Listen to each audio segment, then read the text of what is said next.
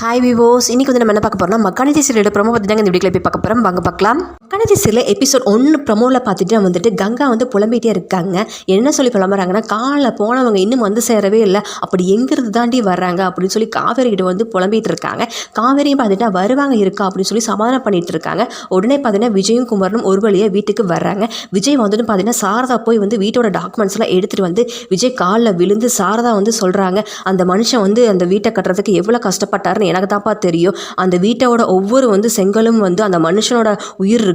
இன்றைக்கி தான்ப்பா இந்த பத்திரத்தை வந்து கொண்டு வந்து என் கையில் வந்து கொடுத்தீங்க அப்படின்னு சொல்லி ரொம்பவும் எமோஷனலாக வந்து சாரதா வந்து அலறாங்க.